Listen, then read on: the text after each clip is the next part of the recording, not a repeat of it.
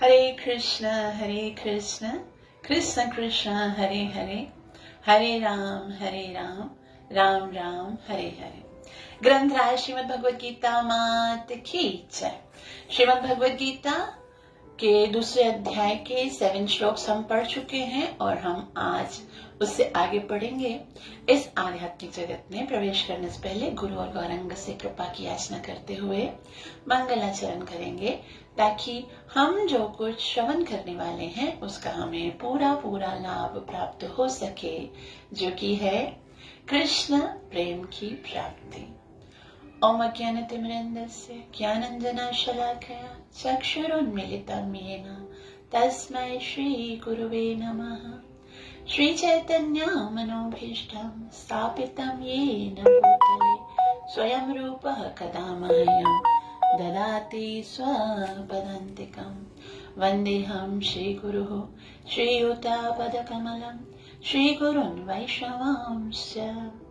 श्रीरूपं साग्रजातं सहगण रघुनाथान्वितं तं सजीवं साद्वैतं सावधूतं परिजनसहितं कृष्ण चैतन्यदेवं श्रीराधा कृष्णपादा सहगण ललिता श्रीविशाखान्वितांश्च। हे कृष्ण करुणा सिंधु दीनबंधु जगतपते गोपेश गोपिका कांता श्री राधा कांत नमोस्तुते। तप्त कांचन गौरंगी राधे वृंदावनेश्वरी वृषभानुसुत देवी प्रणमामि हरिप्रिये। वंशाकल्पतरोभ्यश्च कृपा सिन्धुभ्यैव च पतितनां पावनेभ्यो वैष्णवेभ्यो नमो नमः। श्री कृष्ण चैतन्य प्रभु नित्यानंद श्री अद्वैत गदाधर श्रीवासदि गौर भक्तवृंद। हरे कृष्ण कृष्ण कृष्ण हरे हरे, हरे राम राम राम हरे हरे। ग्रंथराज श्रीमद् भगवद गीता मात की जय। तो हम श्रीमद् भगवद गीता के दूसरे अध्याय में प्रवेश कर चुके हैं और जैसा कि मैंने आपको बताया कि पहले अध्याय में अर्जुन ने बहुत सारे तर्क दिए हैं कि मुझे युद्ध क्यों नहीं करना चाहिए। तो आज जो है हम उन जो तर्क हैं उनका भगवान श्री कृष्ण किस तरह से खंडन करते हैं उनको हम अभी पढ़ेंगे।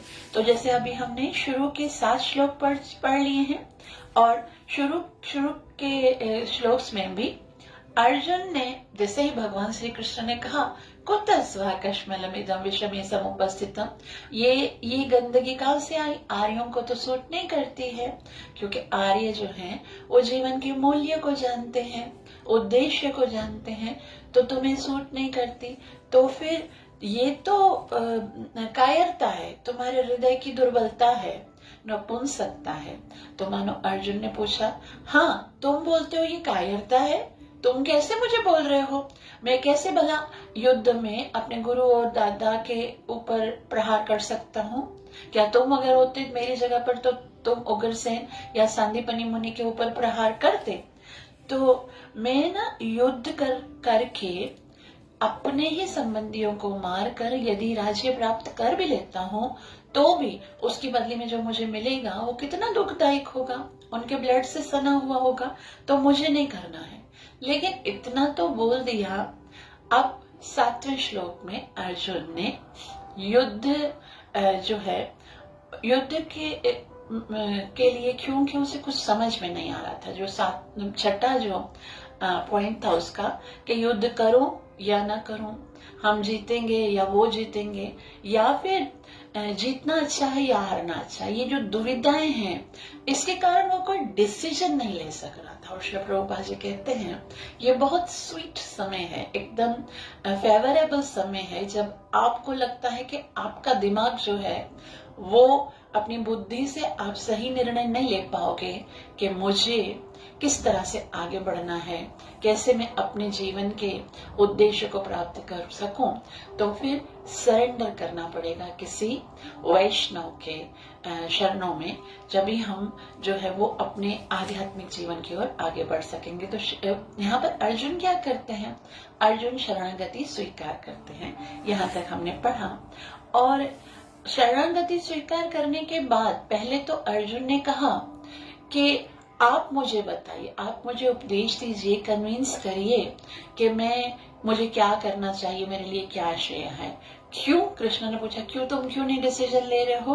तो आज हम श्लोक नंबर 28 से पढ़ेंगे। वो बताएगा कि मैं नहीं समझ पा रहा हूं कि मुझे क्या करना चाहिए।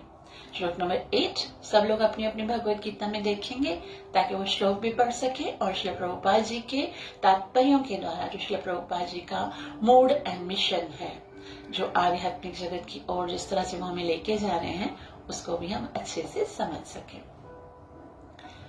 नहि प्रपश्यामि मामापनोद्यात् यच्चोकमुच्चोषणमिन्द्रियाणाम् अवाप्य भूमा वसपात्ममृद्धम् राज्यं सुराणामपि चाधिपत्यम् न हि प्रपश्यामि मामापनोद्यात् यच्छोकमुच्चोषणमिन्द्रियाणाम् अवाप्य भूमा वसपात्ममृद्धम् राज्यं सुराणामपि चाधिपत्यम्।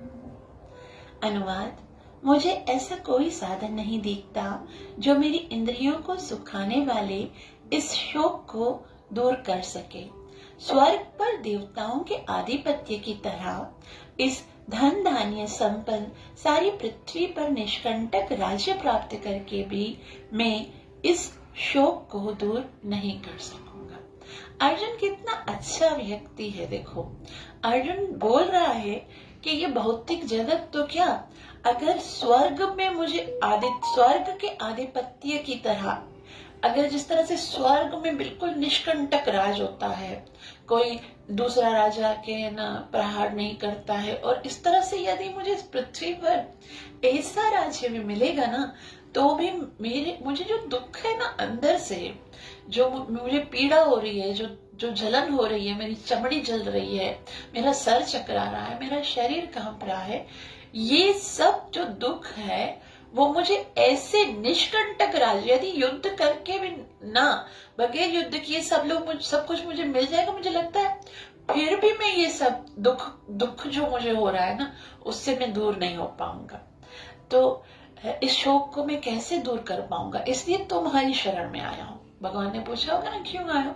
बोला, इसलिए आया हूँ क्योंकि तुम हो ना ऋषिकेश, आपको आनंद देना है। गोविंद आप हो ना, तो आप बताओ ना कैसे मैं आनंदित हो सकता हूँ, क्योंकि शोक तो मुझे और किसी वस्तु से दूर होने वाला नहीं है। श्रील प्रभुपाद जी बहुत ही सुंदर यहाँ पर बता रहे हैं तात्पर्य में कि यद्यपि अर्जुन धर्म तथा सदाचार के नियमों पर आधारित अनेक तर्क प्रस्तुत करता है, किंतु ऐसा प्रतीत होता है कि वह अपने गुरु भगवान श्री कृष्ण की सहायता के बिना अपनी असली समस्या को हल कर नहीं पा रहा था। वह समझ गया था कि उसका तथाकथित ज्ञान उसकी उन समस्याओं को दूर करने में व्यर्थ है जो उसके सारे अस्तित्व यानी शरीर को सुखाए दे रहा है। इससे इन उलझनों को भगवान कृष्ण जैसे आध्यात्मिक गुरु की सहायता के बिना हल कर पाना असंभव लग रहा था, और शैक्षिक ज्ञान, विद्वान, उच्च पद, ये सब जीवन की समस्याओं का हल करने में व्यर्थ हैं। यदि कोई इसमें सहायता कर सकता है तो वो है एकमात्र गुरु। श्रील प्रभुपाद जी को कहते हैं, चाहे भौतिक कितना ही ज्ञान मिल जाए, हालांकि अर्जुन जो है वो बड़े बड़े सिद्धांत दे रहा था, गुरु परंपरा से सीखा है, ये हो जाता है, वो आ जाता है, ये इतना सारा ज्ञान भी था, और धन भी मिलने वाला था, राज्य भी मिलने वाला। श्रील प्रभुपाद जी कहते हैं, ये सब चीजें हमें आनंदित नहीं कर पाएंगी अगर अपने जीवन के कष्टों को समाप्त करना है, दुखों को समाप्त करना है, तो फिर ये सब समस्याएं जो हैं जीवन की, जो दावाग्नि की तरह हमारे जीवन में होती हैं, यदि कोई इसमें सहायता कर सकता है तो वो कौन है? एकमात्र आध्यात्मिक गुरु। अतः निष्कर्ष यह निकलता है कि गुरु जो 100% कृष्ण भावना भावित होता है, वह एकमात्र प्रमाणित गुरु है और वही जीवन की समस्याओं को हल कर सकता है। भगवान चैतन्य ने कहा है कि श्री कृष्ण भावनामृत के विज्ञान में दक्ष हो, कृष्ण तत्ववेत्ता हो, चाहे वह जिस किसी जाति का हो, वही वास्तविक गुरु है। तो यहाँ पर गुरु की पहचान बता रहे हैं। हमको लगता है ना कि कोई अच्छी जाति वाला होना चाहिए गुरु जो है। गुरु के बाहरी जो है ना लक्षणों को नहीं देखना है। चैतन्य महाप्रभु कहते हैं जो कृष्ण तत्व को जानता है, जो कृष्ण को ही भगवान। हम देखते संसार में लोग गुरु स्वीकार करते हैं, उनको कृष्ण के विषय में कुछ नहीं पता है ना, वो कृष्ण की भक्ति के विषय में। जो कृष्ण तत्ववेत्ता नहीं है ना, वो गुरु नहीं हो सकता। जो आपको कृष्ण से प्यार करना नहीं सिखाता ना, वो गुरु नहीं हो सकता है। तो गुरु कौन हो सकता है?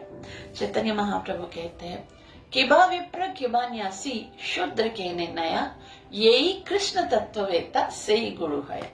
तो किबा विप्र वो अगर ब्राह्मण है, किबा न्यासी चाहे सन्यासी है, शूद्र भी क्यों न हो, या भले वो शूद्र है, ब्राह्मण है, न्यासी है, इससे कोई फर्क नहीं पड़ता।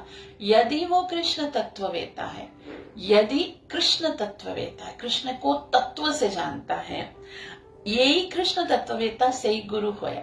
और गुरु बनकर वो अपनी भक्ति नहीं करवाए, यानी कि अगर वो कृष्ण तत्व को जानता है तो जानता है मैं भी तो कृष्ण का दास हूं, तो गुरु खुद भी कृष्ण की सेवा करेगा और जो शिष्य है उनसे भी कृष्ण की सेवा करवाएगा। वो अपनी सेवा नहीं करवाएगा कि मेरी सेवा करो बस तुम्हारी भक्ति हो गई, नहीं, वो तुमको कृष्ण की ओर लेके जाए, वो गुरु है।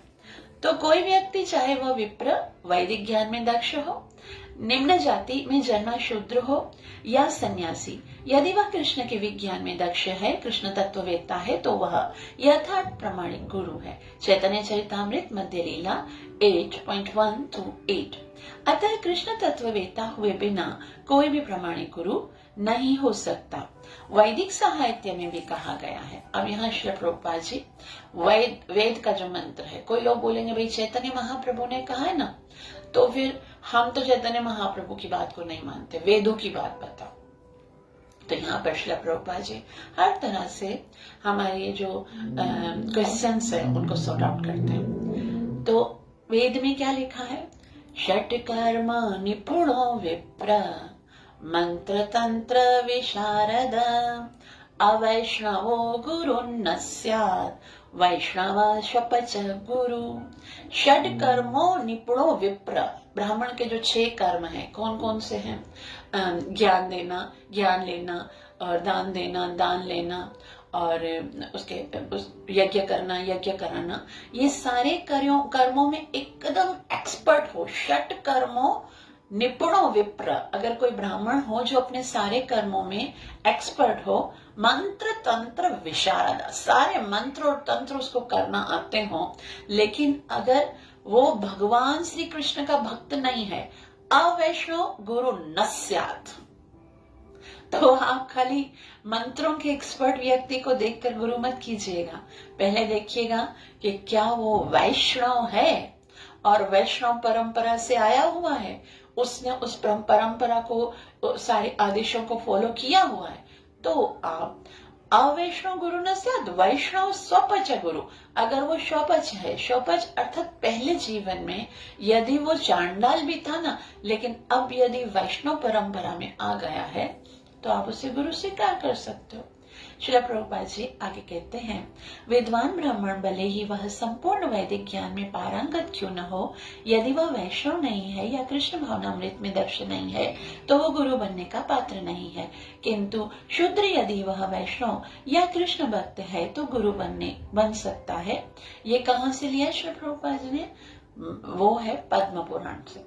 तो संसार की समस्याओं, जन्म, जरा, व्याधि तथा मृत्यु की निवृत्ति, धन संचय, तथा आर्थिक विकास से संभव नहीं है।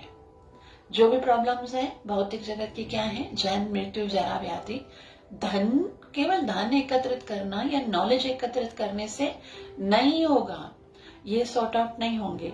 विश्व के विभिन्न भागों में ऐसे राज्य हैं जो जीवन की सारी सुविधाओं से तथा संपत्ति एवं आर्थिक विकास से पूरित हैं, किंतु फिर भी उनके सांसारिक जीवन की समस्याएं ज्यों की त्यों बनी रही हैं। वे विभिन्न साधनों से शांति खोजते हैं, किंतु वास्तविक सुख उन्हें तभी मिल पाता है जब वे कृष्ण भावनामृत से युक्त हो। कृष्ण के प्रामाणिक प्रतिनिधि के माध्यम से कृष्ण अथवा कृष्ण तत्व पूरक श्रीमद् भगवत गीता तथा श्रीमद् भागवत के परामर्श को ग्रहण करते हैं। तो श्रील प्रभुपाद कहते बहुत सारे ऐसे कंट्रीज हैं जो कि बहुत ना, अगर देखा जाए तो टेक्नोलॉजी बहुत ज्यादा हो गई है, एजुकेशन बहुत ज्यादा हो रही है और साइंस बहुत ना एडवांस हो गई है, बहुत अच्छी अच्छी इन्वेंशंस हो रही हैं, लेकिन बेसिक जो प्रॉब्लम्स है जन्म मृत्यु जरा व्याधि वो तो सॉर्ट आउट नहीं हो रही है ना। फिर भी वहां पर अचानक से कोई कोरोना आ जाता है, कोई ओमिक्रोना आ जाता है, तो कभी कौन से भूकंप आ जाता है, कभी क्या आ जाता है। तो इसके कारण क्या है, वो प्रॉब्लम्स तो है ना हमेशा लगी रही हैं, तो वो कैसे सॉर्ट आउट होंगी। ये सारी प्रॉब्लम्स का सॉल्यूशन केवल तब है जब हम कृष्ण की शरणागति किसी शुद्ध वैष्णव गुरु के द्वारा प्राप्त करते हैं। फिर सारी समस्याएं आदि दैविक आदि भौतिक आध्यात्मिक जन्म मृत्यु जरा व्याधि, ये सारे प्रॉब्लम्स किसी और तरीके से हल नहीं हो सकती जब तक कि हम किसी शुद्ध वैष्णव गुरु के द्वारा कृष्ण के भक्त नहीं बनते हैं। तो यदि आर्थिक विकास तथा भौतिक सुख किसी के पारिवारिक सामाजिक राष्ट्रीय या अंतर्राष्ट्रीय अव्यवस्था से उत्पन्न हुए शोकों को दूर कर पाते, तो अर्जुन यह नहीं कहता कि पृथ्वी का अप्रतिम राज्य या स्वर्ग लोक में देवताओं की सर्वोच्चता भी उसके शोकों को दूर नहीं कर सकती। इसीलिए उसने कृष्ण भावनामृत का ही आश्रय ग्रहण किया और यही शांति तथा समरसता का उचित मार्ग है। श्रील प्रभुपाद जी बोलते हैं, देखो भगवत गीता में कृष्ण अर्जुन ये कहते हैं कि मुझे अगर कुछ भी मिल जाता है, नहीं प्रपश्यामि मम आपनोद्या यच्छोक मुच्छो क्षणम इंद्रियाणाम, ये जो दुख है वो मेरा कभी खत्म नहीं होगा। अवाप्य भूमा वस पत्नम वृद्धम, अगर मुझे इस भौतिक जगत में निष्कंटक राज्य मिलेगा या फिर राज्यम सुराणाम अपि चाधिपत्यम, अगर देवताओं के जैसा राज्य भी मिलेगा तो भी ये प्रॉब्लम मेरी सॉल्व होने वाली नहीं है, मेरा दुख दूर नहीं होगा। तो श्रील प्रभुपाद जी बोलते हैं अगर ये भौतिक जगत का राज्य धन या एजुकेशन या कुछ भी अगर आपके दुख को दूर कर सकता है तो अर्जुन ऐसा तो नहीं बोलता था। तो सबसे सुंदर मार्ग क्या है, कृष्ण की शरण लेना। आर्थिक विकास या विश्व आधिपत्य प्राकृतिक प्रलय द्वारा किसी भी क्षण समाप्त हो सकते हैं। सबसे बड़ी बात यह है कि भौतिक जो भी हमारा सामर्थ्य है, समृद्ध जिसका भौतिक जो वस्तुएं होती है वो टेम्परेरी होती है, कभी भी खत्म हो सकती हैं। यहाँ तक कि चंद्रलोक जैसे उच्च लोकों की यात्रा भी जिसके लिए मनुष्य प्रयत्नशील हैं, एक झटके में समाप्त हो सकती हैं, है ना। सारे लोक ही खत्म हो जाते हैं प्रलय के टाइम पर। तो भगवत गीता इसकी पुष्टि करती है, क्षीणे पुण्य मृत्यु लोकम विशन्ति, कहीं पर भी चले जाओगे तो वापस संसार में आना पड़ेगा। तो जब पुण्य कर्मों के फल समाप्त हो जाते हैं तो मनुष्य सुख के शिखर से जीवन के निम्नतर स्तर पर गिर जाता है। सुख का शिखर है वो चाहे सूर्य लोक में चला जाए या ब्रह्म लोक में चला जाए तो भी ब्रह्म भुवन लोक का पुनरावृत्ति न अर्जुन, फिर वापस इस मृत्यु लोक में आना पड़ेगा। तो हम इस तरह से विश्व के अनेक राजनीतिज्ञ का पतन हुआ है। ऐसा अधः पतन शोक का कारण बनता है। तो एक भौतिक जगत से अगर हम इस तरह से भी जाना चाहते हैं तो दूसरे लोक में जाकर भी तो पतन होता है, और इस भौतिक जगत में भी किसी को राज्य मिल जाता है अगर, तो भी क्या होता है, एक राजा दूसरे राजा को कैसे, फिर वापस से वोटिंग होती है, वो गिर जाता है, दूसरा राजा आ जाता है ना, आजकल तो ऐसा होता है। तो अनेक राजनीति का पतन हुआ है, ऐसा अधपतन शोक का कारण बनता है। अतः यदि हम सदा के लिए शोक का निवारण चाहते हैं, अब अगर कोई पूछे कि नहीं, हम इस तरह से टेम्पररी सुख नहीं चाहते हैं, हम क्या चाहते हैं, हम सदा के लिए शोक का निवारण चाहते हैं, जीवन में कभी दुख नहीं आए, तो हमें कृष्ण की शरण ग्रहण करनी होगी और कोई रास्ता नहीं है। कृष्ण की शरण ग्रहण करनी होगी, जिस तरह अर्जुन ने की है। अर्जुन ने कृष्ण से प्रार्थना की है कि वे उसकी समस्या का निश्चित समाधान कर दें, और यही कृष्ण भावनामृत की वेदी है। बस कृष्ण को सरेंडर कर देना कि अब आपको करना है, मुझे नहीं प्रपंचिया में, मुझे नहीं पता कैसे मुझे सुख मिलेगा, मुझे कुछ नहीं दिखता, या श्रेयस्या निश्चितम ब्रूहितान में जो मेरे लिए श्रेष्ठकर है वो बताओ, और मुझे बताओगे तो मैं उसको समझकर फिर वही कार्य करूंगा जो तुम चाहोगे। यश्रेयस्या निश्चितम ब्रूहितन में शिष्यस्ते हम शादिमाम तम प्रपन्नम। यदि एकमात्र यही तरीका है कि हम अपने सारे दुखों को, सारी समस्याओं को सॉर्ट कर सकते हैं। और श्रील प्रभुपाद जी अब यहाँ तक खत्म करते हैं। उसके बाद श्लोक नंबर 9 में अर्जुन ने बस ये 2 श्लोक बोले हैं, 7वां और 8वां। बस सरेंडर हो गया कि मुझे तो कुछ नहीं दिख रहा है कि राज्य करके या स्वर्ग का राज्य प्राप्त करके भी सुख नहीं मिलेगा, इसलिए मैं तुम्हारी शरण में आया हूं, अब मुझे बताओ क्या करना है। इतना कहने के बाद समझो धृतराष्ट्र तो खुश हो गया होगा, वाह अर्जुन ने कितना अच्छा निर्णय लिया है ना, कि अर्जुन अब युद्ध नहीं करेगा, अर्जुन युद्ध नहीं करेगा तो पांडव युद्ध नहीं करेंगे। अर्जुन तो कितना अच्छा लड़का है, उसने बहुत अच्छे से किया है, और अब तो मेरे पुत्रों को बिना युद्ध किए ही पूरा राज्य मिल जाएगा। ये तो बहुत अच्छा हो गया, बहुत जबरदस्त। संजय तुमने तो दिल खुश कर दिया, क्या तो तुमने मुझे बताया है। ये पॉइंट सुनकर तो धृतराष्ट्र का दिल है ना गार्डन हो गया, भाग हो गया कि बहुत अच्छा हो गया ना, अर्जुन तो युद्ध करना ही नहीं चाह रहा है। अब वो कृष्ण उसको क्या बताएगा, वो तो कह रहा मुझे स्वर्ग में मिल जाएगा तो भी मैं राज्य नहीं करना चाहता, ये भौतिक जगत का राज्य की क्या बात है। तो इस तरह से धृतराष्ट्र बहुत खुश हुए हैं, लेकिन संजय एक ही श्लोक में धृतराष्ट्र की सारी खुशी पर पानी फेरने वाले हैं, और क्या बोलने वाले हैं। संजय उवाच एवमुक्त्वा ऋषिकेशम् गुडाकेशः परन्तप न योत्स्य इति गोविन्दम् उक्त्वा तूष्णीं बभूवः। संजय उवाच एवमुक्त्वा ऋषिकेशम् गुडाकेशः परन्तप न योत्स्य इति गोविन्दम् उक्त्वा तूष्णीं बभूवः। तो यहाँ पर धृतराष्ट्र को संजय कहते हैं ज्यादा खुश होने की आवश्यकता नहीं है, क्योंकि जो बोल रहा है वो कौन है, ऋषिकेश है।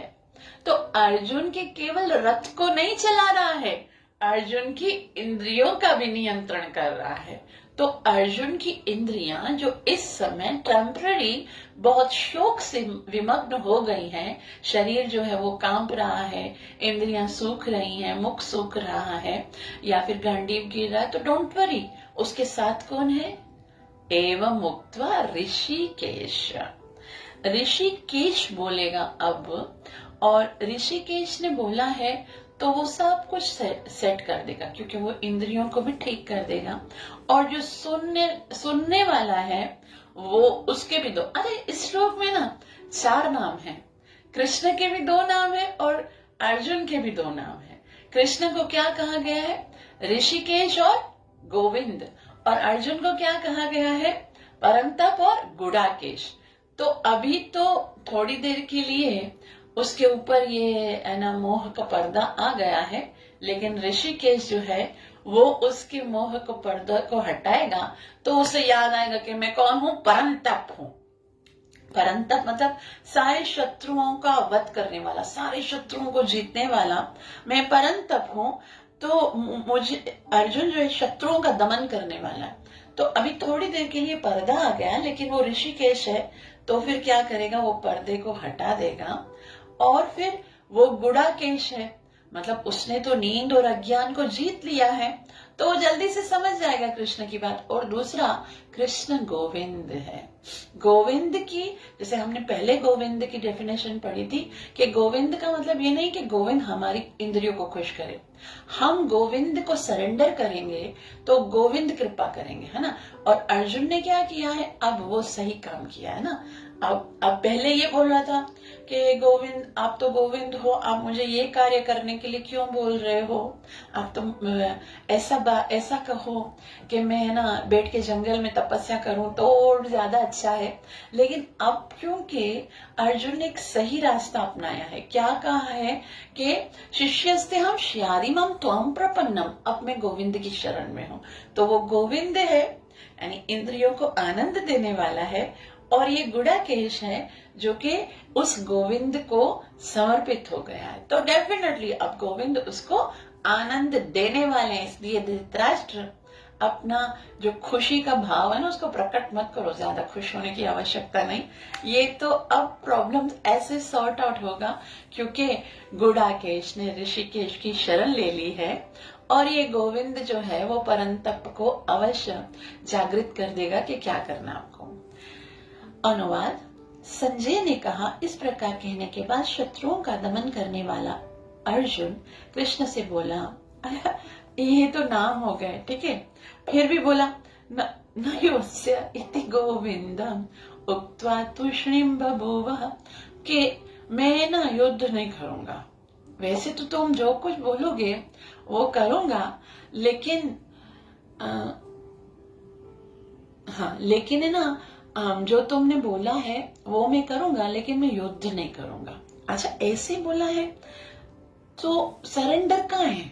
अगर देखा जाए तो सरेंडर का मतलब है जैसे आप बोलोगे वो करूंगा, लेकिन अर्जुन एक कंडीशन रख रहा है कि न योत्स्यमिति गोविंदम, तुम देखो इंद्रियों को आनंद देने वाले हो ना, तो फिर मैं जो है वो युद्ध नहीं करूंगा, उसी से मुझे आनंद मिलने वाला है। श्रील प्रभुपाद जी कहते हैं, धृतराष्ट्र को यह जानकर परम प्रसन्नता हुई होगी कि अर्जुन युद्ध न करके युद्ध भूमि छोड़ कर भिक्षाटन करने जा रहा है, किंतु संजय ने उसे पुनः यह कहकर निराश कर दिया कि अर्जुन अपने शत्रुओं को मारने में सक्षम है, अर्थात परंतप है। यद्यपि कुछ समय के लिए अर्जुन अपने पारिवारिक स्नेह के प्रति मिथ्या शोक से अभिभूत हो गया था, किंतु उसने शिष्य के रूप में अपने गुरु श्री कृष्ण की शरण ग्रहण कर ली है।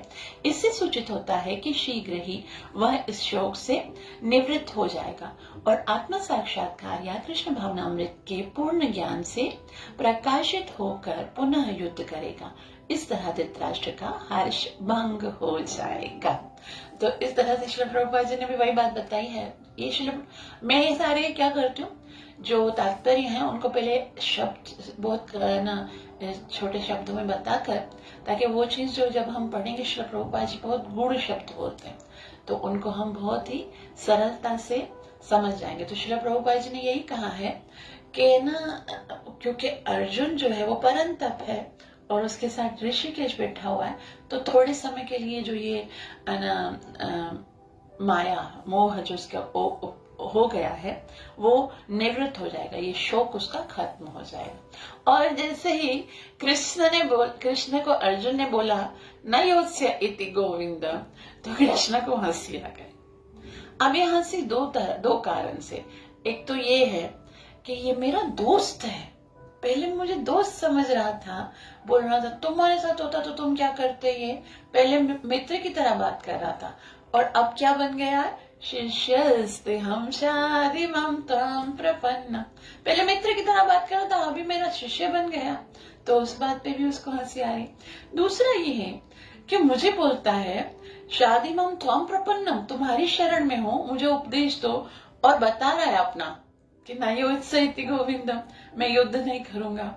तो इस कारण से भी कृष्ण की हंसी छूट गई कि अब तो मैं डिसीजन लूंगा ना, अब तो तुमने मुझे मेरे शरणागत आ गए हो, तो डिसीजन लेने का तुम्हें थोड़ी अधिकार है, अब तो मैं गुरु का पद संभालूंगा। तो थोड़ा सा कृष्ण को हंसी आई है। और एक और बात इस श्लोक में है कि श्री प्रभुपाद जी कहते हैं, श्लोक को देखेंगे हम, श्लोक नंबर 10। तमोवाच ऋषिकेश प्रहसन्निव भारत सेनयोरुभयोर्मध्ये विषीदन्तमिदं वचः। तमोवाच ऋषिकेश प्रहसन्निव भारत सेनयोरुभयोर्मध्ये विषीदन्तमिदं वचम्।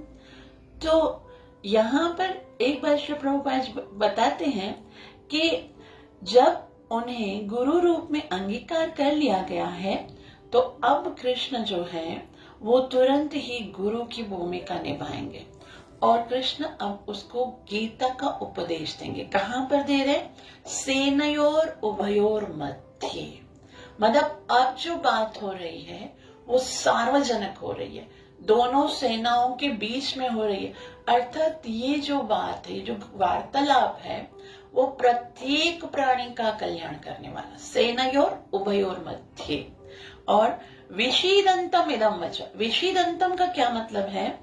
विषीदंतम का मतलब होता है शोक मग्न। क्योंकि संसार का प्रत्येक जीव दुख में मग्न है, हर एक व्यक्ति समस्याओं से घिरा हुआ है। तो यदि कोई अपनी समस्याओं को सॉल्व करना चाहता है, यदि अपनी समस्याओं का समाधान चाहता है, तो ये जो ऋषिकेश हंसकर जो भाषण देने वाला, जो हंसकर वो गीत गाने वाला है। वैसे तो सब लोग गीत गाते हैं, है ना, और हम जब भी टेंशन में होते हैं, बहुत सारे लोग वो गीत सुनते हैं ना, तो उनको पसंद लगता है गीत, लेकिन उससे टेंशन दूर नहीं होती है, थोड़ी देर के लिए रिलैक्स होते हैं। लेकिन ये जो भगवत गीत है, उससे हमारे जीवन के सारे टेंशन्स खत्म हो जाएंगे, सारे शोक खत्म हो जाएंगे, यदि हम इसको अच्छे से पढ़ते हैं। तो ये किसके लिए? सबके लिए है। और कृष्ण हंसकर, ऋषिकेश जो है प्रहसन्निव भारत ऐसे कहते हैं। अनुवाद, हे भरतवंशी, याद कराते हैं कि तुम भरतवंशी हो। धृतराष्ट्र, सॉरी, हे भरतवंशी, ये धृतराष्ट्र को संजय कहते हैं। उस समय दोनों सेनाओं के मध्य शोकमग्न अर्जुन से कृष्ण ने मानो हंसते हुए ये शब्द कहे। श्री प्रभुपाद जी कहते हैं, दो घनिष्ठ मित्रों अर्थात ऋषिकेश तथा गुडाकेश के मध्य वार्ता चल रही थी। मित्र के रूप में दोनों का पद समान था, किंतु इनमें से एक स्वेच्छा से दूसरे का शिष्य बन गया। कृष्ण हंस रहे हैं क्योंकि उनका मित्र अब उनका शिष्य बन गया है। सबों के स्वामी होने के कारण वे सदैव श्रेष्ठ पद पर रहते हैं, तो भी भगवान अपने भक्त के लिए सखा, मित्र, पुत्र या प्रेमी बनना स्वीकार करते हैं। अब श्री प्रभुपाद जी हमें भगवान के जो संबंध है वो याद दिलाते हैं। वैसे तो भगवान सर्वश्रेष्ठ है, हमारी कोई तुलना नहीं है, लेकिन फिर भी क्यों करते हैं? अपने भक्त के लिए, वो अपने भक्त के प्रेम के लिए वो अपने स्तर को छोड़ देता है। तदीयेषु भक्तर्जितत्वम्। तो श्रील प्रभुपाद जी कहते हैं, किंतु जब उन्हें गुरु रूप में अंगीकार कर लिया गया तो उन्होंने तुरंत गुरु की भूमिका निभाने के लिए शिष्य से गुरु की भांति गंभीरता पूर्वक बातें की, जैसा कि अपेक्षित है। तो ऐसा प्रतीत होता है कि गुरु तथा शिष्य की यह वार्ता दोनों सेनाओं की उपस्थिति में हुई, जिससे सारे लोग लाभान्वित हुए। यानी दोनों सेनाओं के बीच में हुई है। तो अतः श्री प्रभुपाद जी हमारे लिए कह रहे हैं, अतः भगवत गीता का संवाद किसी एक व्यक्ति, समाज या जाति के लिए नहीं, अपितु सबों के लिए है, और उसे सुनने के लिए शत्रु या मित्र समान रूप से अधिकारी हैं। तो ये शत्रु हैं, ये मित्र हैं आपस में, तो ये सब अधिकारी हैं। सब जो कोई अपना कल्याण करना चाहता है वो श्रीमद् भगवत गीता को श्रवण करे और फिर जैसे ही कृष्ण को, अभी तो क्योंकि 7वें श्लोक में अर्जुन ने सरेंडर किया, 9वें श्लोक में कृष्ण ने पूछा क्यों कर रहे हो, तो बोला मुझे समझ में नहीं आ रहा है कि क्या श्रेष्ठ है, इसलिए मैं सरेंडर कर रहा हूं। 10वें और 11वें श्लोक में ये जो स्थिति है उसको संजय ने धृतराष्ट्र को बताया। अब कृष्ण की बारी है।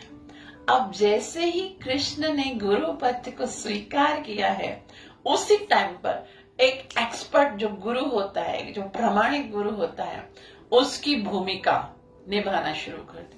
श्रीला प्रभुपाद जी कहते हैं कि कृष्ण ने पहले ही वार में छक्के चौके उड़ा दिए। बोला उसको, अर्जुन को, हे अर्जुन तुम मूर्ख हो। अर्जुन बोलेगा मैंने तो इतनी अच्छी सी बातें बताई, क्योंकि अर्जुन ने जो बताया था, इतना बड़ा लेक्चर दिया था, है ना। अर्जुन ने तो, क्योंकि अभी जो फर्स्ट चैप्टर हमने पढ़ा, 30-40 लेक्चर में बड़े बड़े सिद्धांतों को स्थापित किया और बताया कि मैंने ये गुरु परंपरा से सुना है। बहुत लेक्चर, बहुत ऊंची स्थिति के दिए हैं, बहुत बड़ी बड़ी बातें बताई हैं। लेकिन कृष्ण क्या बोलते हैं? श्री भगवानुवाच अशोच्यानन्वशोचस्त्वं प्रज्ञावादाश्च भाषसे गतासोश्च नानुशोचन्ति पंडिताः। अशोचानन्वशोचस्त्वं प्रज्ञावादाश्च भाषसे गतासोश्च नानुशोचन्ति पंडिता। तो माना भगवान अर्जुन से कहते हैं, लेक्चर तो बहुत ऊंची स्थिति का दिया है तुमने, परंतु तुम्हारी स्थिति बहुत नीची है। नानुशो, ये जो पंडित जो है वो इस तरह की, जो वास्तव में पंडित है वो ऐसी बात तो करते ही नहीं है। जिस तो ये ऐसा कौन कह सकता है किसी को, है ना। कितनी बड़ी बात कृष्ण कह रहे हैं कि तुमने जो बात की है, अशोचानन्वशोचस्त्वं, जिस बात के लिए तुम दुख कर रहे हो वो दुख करने की तो बात ही नहीं है। पंडित लोग जो है वो ऐसी चीजों में, अरे पंडित किसको बोलते हैं? 5.18 में भगवान बहुत पंडित की अच्छी सी एक ना डेफिनेशन देते हैं। भगवान बोलते हैं कि विद्या विनय संपन्ने ब्राह्मणे गविहस्तिनी शुनि चैव स्वपाके च पंडिता समदर्शिना। पंडित वो जो होते समदर्शन होते हैं, जिसको ना कोई मित्र लगता है ना कोई शत्रु लगता है, जिसको ना कोई पशु लगता है ना कोई पक्षी लगता है, ना उसको दिखता है कि सबके अंदर समान रूप में आत्मा है। और तुम जो है वो पंडितों जैसी बातें कर रहे हो, आत्मा दिखती नहीं है। ये मेरा बाप है, ये मेरा बाबा है, ये मेरा दादा है, ये मेरा गुरु है, और यही देख रहे हो तुम, शरीरों को देख रहे हो, बातें पंडितों जैसी कर रहे हो और देख रहे शरीरों को हो। पंडित तो इस तरह से बात नहीं करते हैं। तो पहले ही बात में अर्जुन को बोलते हैं कृष्ण, पहली बात तुम बड़े मूर्ख हो, नंबर 1 के मूर्ख हो तुम।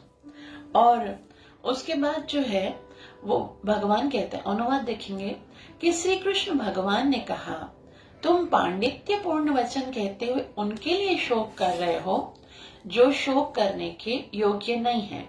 जो विद्वान होते हैं वे ना तो जीवित के लिए ना ही मृतक के लिए शोक करते हैं। तो विद्वान जो है वो शोक इन चीजों के लिए नहीं करते। किसके लिए नहीं करते? जो जीवित होते हैं, यानी जीवित कौन होता है? जो शरीर जीवित होते हैं उनके लिए, और जो शरीर जो है वो खंडित हो जाते हैं उनके लिए भी, जिन शरीरों के अंदर से आत्मा निकल जाती है उनके लिए भी शोक नहीं करते। तो शोक ना करने योग्य कौन है? पंडितों के लिए। तो शरीर जो है वो शोक करने योग्य नहीं है। अब शरीर ही शोक करने योग्य नहीं है, तो शरीर से जुड़ी हुई सारी वस्तुएं, सुनने में तो लगता है कि ये संभव नहीं है, लेकिन देखो कि शरीर से क्या क्या जुड़ा हुआ है। घर जुड़ा हुआ है, बिजनेस जुड़ा हुआ है, संबंधी जुड़े हुए हैं, ज्वेलरी है और ड्रेसेस हैं, और सारी चीजें जो शरीर से रिलेटेड है, वो सारी चीजें जो हैं भगवान यहाँ कहते हैं वो शोक करने के लिए नहीं है ना। जो शरीर से जुड़ी हुई वस्तुएं हैं उनके लिए बुद्धिमान व्यक्ति शोक नहीं करते हैं, क्योंकि आज है कल खत्म हो जाएंगी, बहुत थोड़े समय के लिए है। और शोक करने के योग्य कौन सी वस्तु है? शोक करने के लिए योग्य केवल आत्मा है। आत्मा को इतना अच्छा सुंदर शरीर मिला है और उसको हमें भगवान की ओर लेकर जाना है।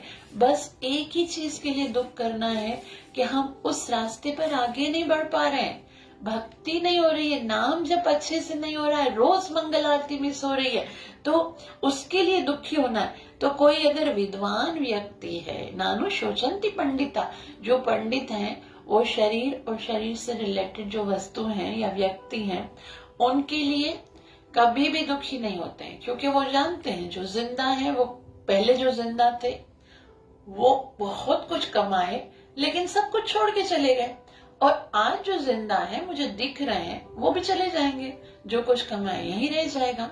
तो ये सब दुख के लिए तो आवश्यकता नहीं, पंडित लोग नहीं करते। तो कृष्ण जो है अर्जुन को ये बता रहे हैं कि वास्तव में तुम बातें बड़ी बुद्धिमानी की कर रहे हो, लेकिन बुद्धिमान या पंडित लोग ऐसे नहीं कर रहे। तो हमको क्या समझना है यहाँ पर? कृष्ण किसको बता रहे? कृष्ण अर्जुन को नहीं बता रहे, अर्जुन को तो मोह हुआ ही नहीं है। कृष्ण किसको बता रहे? मुझे बता रहे कि तुम तो बड़ी बड़ी आत्मा की बातें करते हो, है ना, लेकिन शोक तो उन वस्तुओं के लिए करती हो जिनके लिए शोक करना है ही नहीं।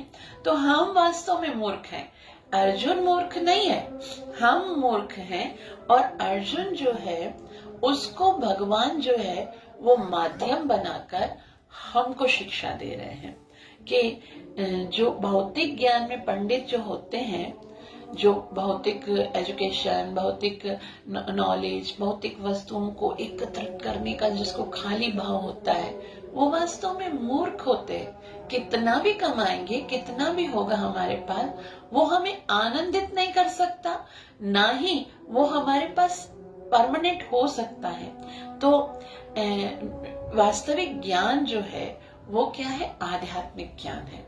एक बारी सनातन गोस्वामी जो है वो चैतन्य महाप्रभु के पास जाते हैं। अभी सनातन गोस्वामी जो है ना, उनको बहुत सारा ज्ञान था, वो बहुत ज्यादा वेल क्वालिफाइड थे।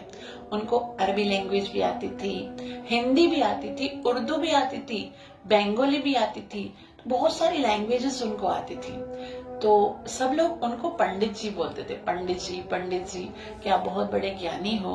तो चैतन्य महाप्रभु को रोककर कहते हैं कि सब मुझे पंडित पंडित कहकर ज्ञानी बुलाते हैं, लेकिन वास्तव में मैं बहुत बड़ा मूर्ख हूँ, क्योंकि ये भौतिक एजुकेशन तो मेरे पास है लेकिन आत्मा का कोई ज्ञान नहीं है।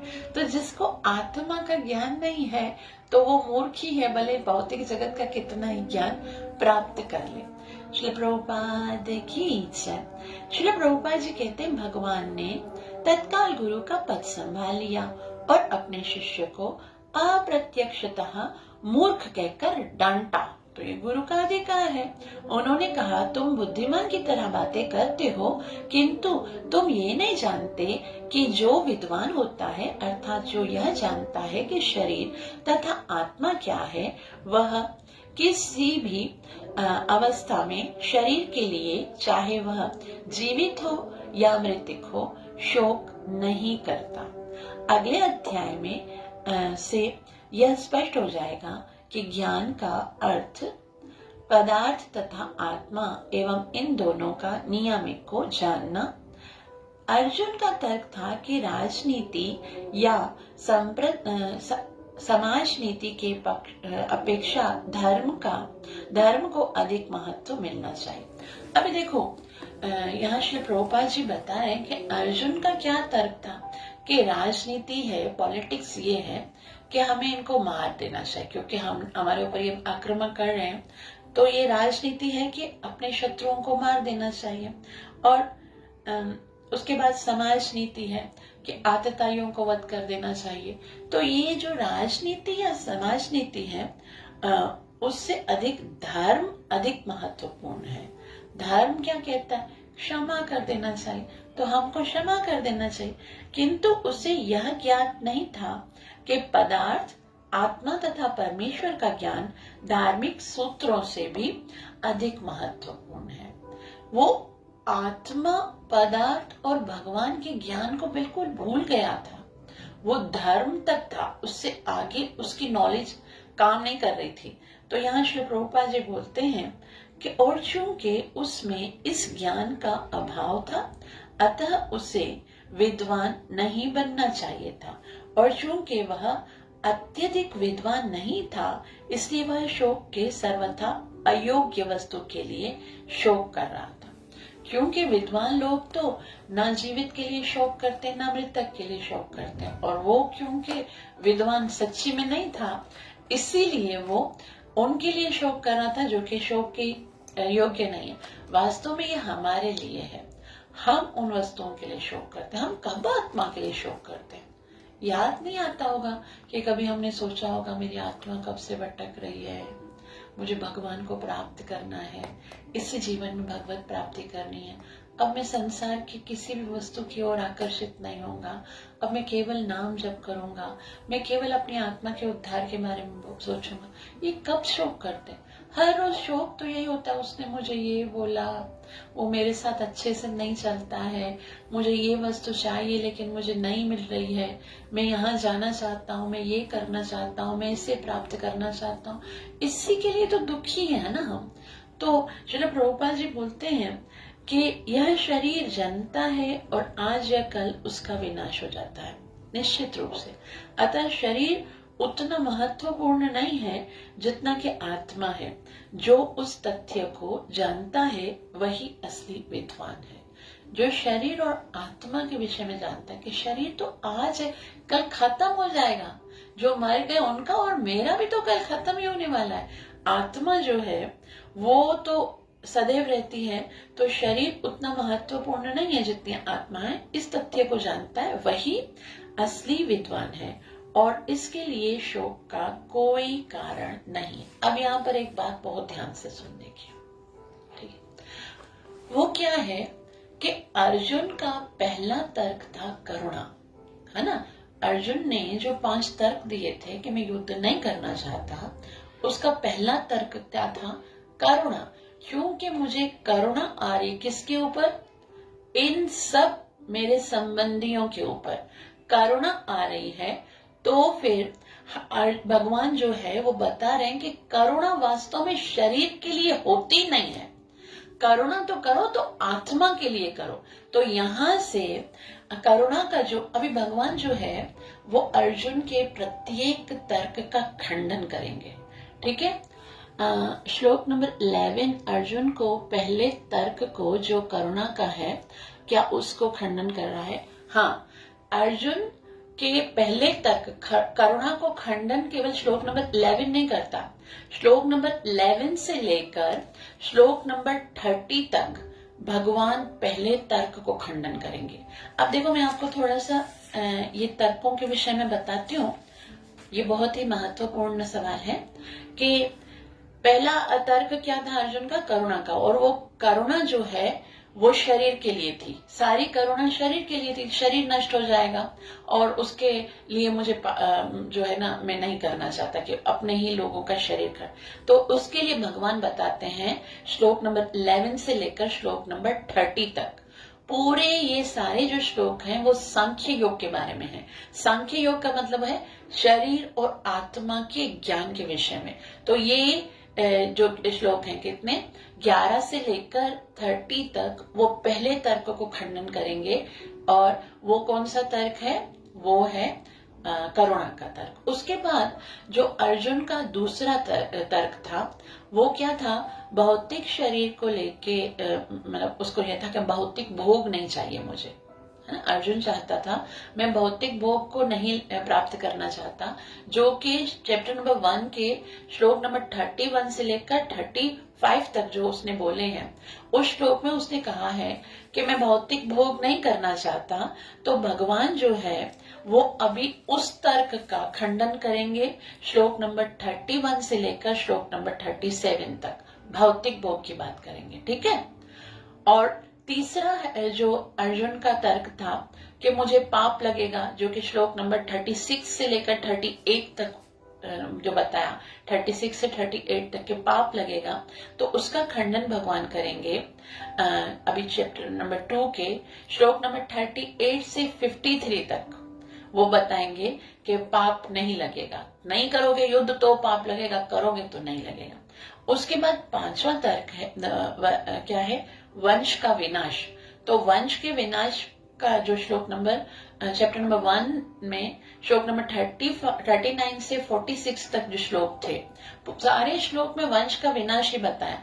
तो उसका जो उत्तर है वो भगवान आगे चैप्टर नंबर 3 में देंगे। वो जब हम पढ़ेंगे ना, तो ये सारे श्लोक आएंगे इसमें कि किस तरह से भगवान एक एक तर्क का खंडन करते हैं। तो ये जो क्वेश्चन है जो हमारा उसका उत्तर जो है ना चैप्टर नंबर 3 तक जाएगा। फिर भी इसके अंदर जो श्लोक हैं वो हम अभी इस अध्याय में डिस्कस करेंगे। कौन से हैं? करुणा का खंडन श्लोक नंबर 11 से 30 तक होगा। उसके बाद भौतिक भोग का जो खंडन है वो 31 से 37 तक होगा।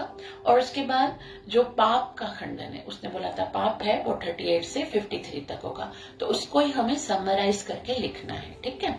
तो अभी तो हम पहला जो तर्क है खंडन कौन सा, करुणा का, उसका कर रहे हैं। तो पहले श्लोक में भगवान ने बोल दिया, भाई तुम जिसके लिए शोक कर रहे हो वो तो शोक करने के योग्य नहीं, तुम करुणा किस पे कर रहे हो। श्रील प्रभुपाद जी ने तो उससे भी पहले बता दिया, डूबते हुए व्यक्ति के वस्त्रों को लेकर आना कोई करुणा नहीं है। तो उसी चीज को भगवान जो है वो डिटेल से बता रहे, क्योंकि आत्मा के अस्तित्व को समझना है, ये बहुत महत्वपूर्ण है। उसके बाद भगवान जो है अभी जो श्लोक नंबर 12 है वो बहुत महत्वपूर्ण है। 12 नंबर श्लोक में भगवान ने आत्मा के विषय में बहुत ही डिटेल से बताया है कि आत्मा का कभी नाश नहीं होता है। तुमको लगता है ना आत्मा का नाश हो जाएगा, तो ये बात समझ लो कि हम चाहे संसार में रहें या नहीं रहें, जब हम थे भौतिक जगत में तब भी हम थे, जब हम नहीं थे तब भी थे, और आगे जब हम नहीं रहेंगे तब भी हम होंगे। हमारा होना कभी खत्म नहीं होगा, हम हमेशा रहेंगे। तो ये बहुत ही सुंदर श्लोक है। इस श्लोक में जो भगवान है वो मायावाद का खंडन करते हैं। मायावाद की फिलॉसफी क्या है कि जब तक हम इस भौतिक जगत में हैं, माया में हैं, और उसके बाद जो है वो हम भगवान में मिल जाएंगे, और भगवान में मिलकर हमारा अस्तित्व समाप्त हो जाएगा। लेकिन भगवान इस श्लोक में कहेंगे नहीं, अस्तित्व हमेशा रहेगा, चाहे आप मर जाओ, चाहे प्रलय हो जाए, चाहे मुक्ति भी हो जाए, आपका अस्तित्व कभी भी समाप्त नहीं होगा। तो पहला इस तरह से खंडन करें। दूसरा मायावाद का के ये सिद्धांत है कि जो है ना हम आगे जाकर भगवान बन जाएंगे। लेकिन कृष्ण यहाँ पर कृष्ण बता रहे हैं, तो कृष्ण की स्थिति क्या है? कृष्ण अलग है। अगर मायावाद ये बोलते हैं कि कृष्ण केवल शरीर के लिए बोल रहे हैं कि शरीर जो है वो अभी है, और जैसे एक व्यक्ति जो है वो हो सकता है 10 जन्म तक रहे, उसके बाद 100 जन्म तक रहे, तब तक शरीर होगा, बाद में खत्म हो जाएगा। लेकिन भगवान बोलते हैं न भविष्य में। तो भगवान है, तो वो अपनी स्थिति के अनुसार देखेंगे। भगवान के तो एक पल में हजारों प्रलय आ जाती है। तो भगवान इस भौतिक जगत की बात नहीं कर रहे हैं, भगवान तो इटर्नलिटी की बात कर रहे हैं। कि भगवान बोलते हैं कि ऐसा कभी नहीं होगा कि हमारा होना खत्म होगा। और इसी चीज को अलग अलग तरीकों से, अलग अलग एंगल से जो है वो श्रील प्रभुपाद जी अपने तात्पर्य में समझाएंगे। हम पढ़ते जाएंगे और उसको समझने का भी प्रयास करेंगे। तो ये श्लोक जो है वो मायावाद के लिए यूं है कि जैसे मायावादी जो हैं उनके लिए ये बहुत बड़ा फांस है। मायावाद इस फांस से निकल नहीं सकते हैं। इस श्लोक के द्वारा मायावाद के सारे जो तर्क हैं उसको खंडन किया जा सकता है, और फांसी की तरह पकड़ता है। एक बात बोलेंगे उसमें भी इसी में आंसर आएगा, दूसरी बात बोलेंगे उसी में आंसर आएगा, और श्रील प्रभुपाद जी बहुत सुंदर रीति से समझाएंगे। तो इस श्लोक को पढ़ेंगे। श्लोक नंबर 12 है। भगवान कहते हैं न त्वेवाहं जातु नासं न त्वं नेमे जनाधिपा न चैव न भविष्यामः सर्वे वयमतः परम् न त्वेवाहं जातु नासम् न त्वं नेमे जनाधिपा न चैव न भविष्यामः सर्वे वयमतः परम्। अनुवाद, ऐसा कभी नहीं हुआ कि मैं न रहा हूं या तुम न रहे हो अथवा ये समस्त राजा न रहे हो, और न ऐसा है कि भविष्य में हम लोग नहीं रहेंगे। तो यहाँ पर भगवान बोल रहे हैं कि जीव का विनाश कभी नहीं होता है। तुम सोच रहे हो कि मेरे दादा मर जाएंगे, मेरे गुरु मर जाएंगे, लेकिन कभी ऐसा नहीं रहा, हुआ ही नहीं कभी कि तुम नहीं हो, तुम्हारे दादा नहीं हो, तुम्हारे गुरु नहीं हो। ये हमेशा रहे। आपके गुरु बन के आए कुछ समय के लिए, उससे पहले भी थे, उससे पहले भी थे, और अभी जब आपके गुरु बनकर आए, आपके दादा बनकर अभी भी हैं, और जब ये आपके साथ इनका संबंध नहीं रहेगा, लेकिन ये इनका अस्तित्व बना रहेगा। कभी भी ऐसा समय नहीं था कि तुम नहीं थे, मैं नहीं था, ये सारे राजा नहीं थे, और ना ही भविष्य में कोई कभी ऐसा होगा कि हम सब नहीं रहेंगे। श्रील प्रभुपाद की, श्रील प्रभुपाद जी बहुत सुंदर समझाएंगे तात्पर्य। Srila Prabhupada, just a second.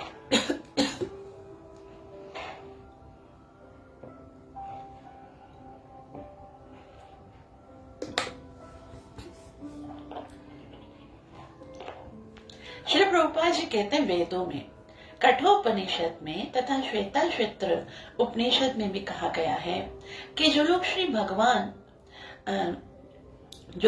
भगवान असंख्य जीवों के कर्म तथा कर्म फल के अनुसार उनकी अपनी अपनी परिस्थितियों में पालक हैं, वही भगवान अंश रूप में हर जीव के हृदय में वास कर रहे हैं।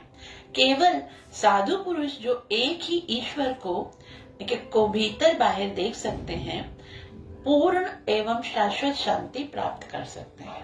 तो कठोर उपनिषद में भगवान सबके हृदय में रहते हैं, परमात्मा के सूरत में। उसके विषय में श्री प्रभुपाद जी पहले बता रहे, नित्यो नित्यानाम चैतन्य चैतनानाम एको बहुनाम यो विदधाति कामान तमस्थम योनु पश्यन्ति धीरास्तेषां शांति शाश्वती नेतरेषां।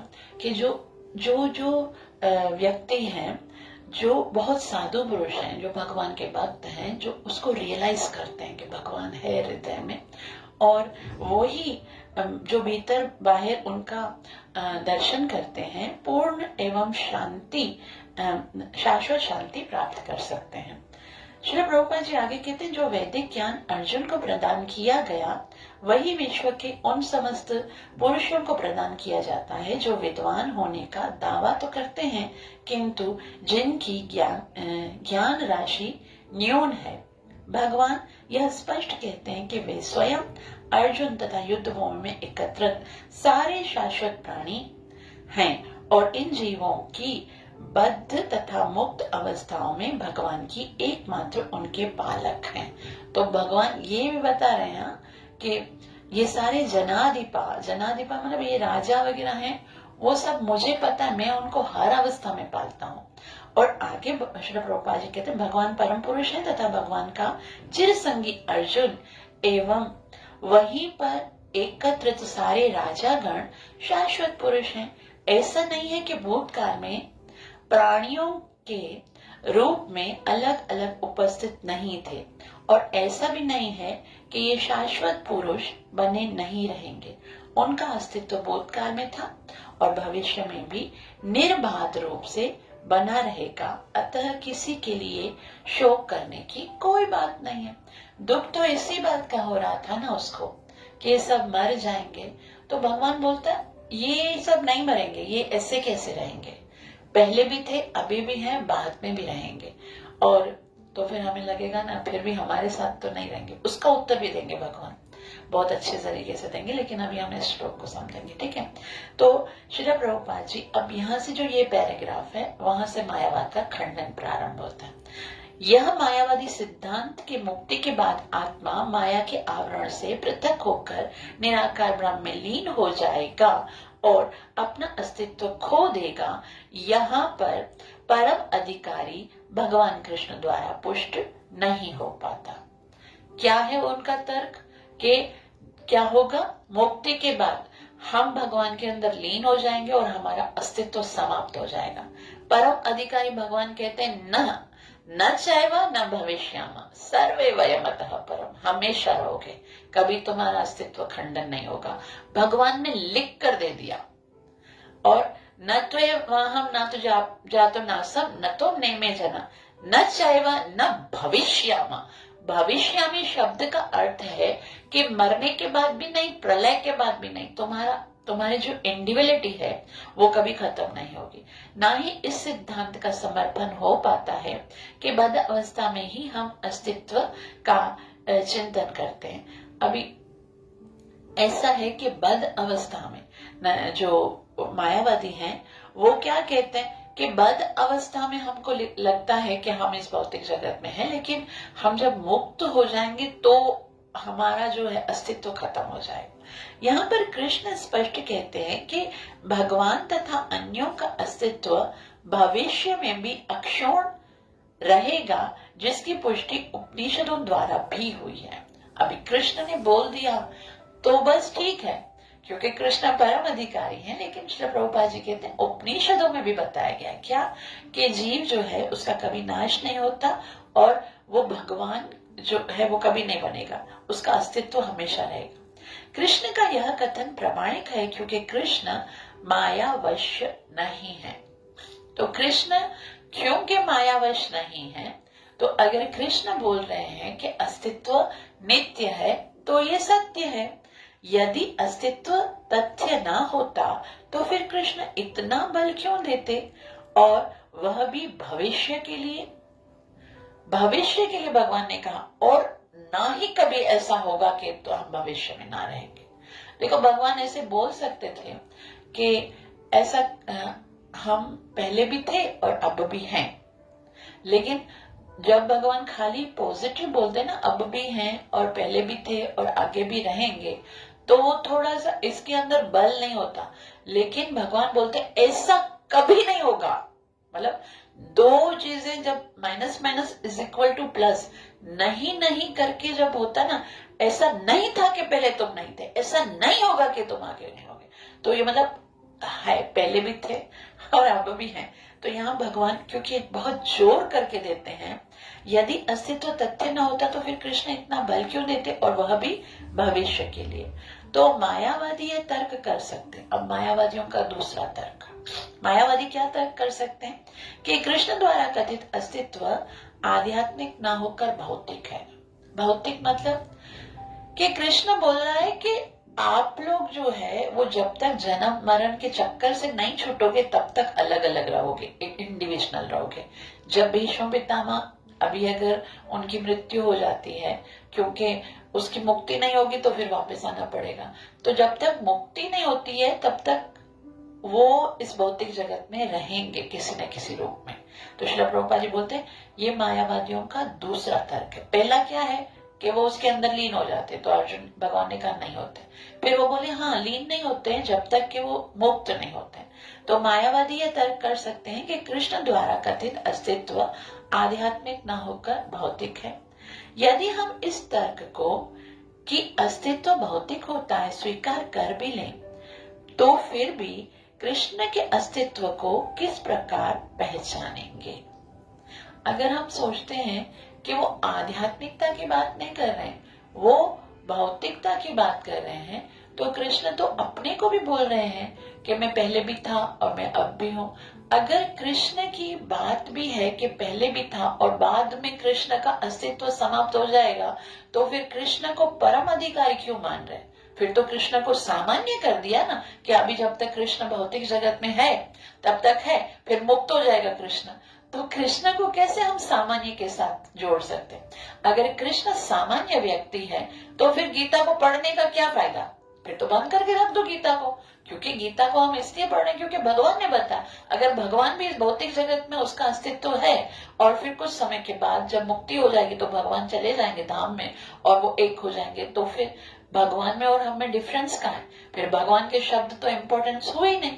और जबकि कृष्ण को जो मायावादी, जो निराकारवादी हैं, उनके जो गुरु हैं आदि शंकराचार्य, उन्होंने स्वीकार किया है, रामानुजाचार्य, सारे बड़े बड़े लोगों ने कृष्ण को भगवान के रूप में स्वीकार किया है। तो कृष्ण, अगर भौतिकता की बात करें तो कृष्ण अपने बारे में कैसे बोल सकते हैं? देखो, यदि हम इस तर्क को कि अस्तित्व भौतिक होता है स्वीकार कर भी लें, तो फिर कोई कृष्ण के अस्तित्व को किस तरह से पहचानेगा?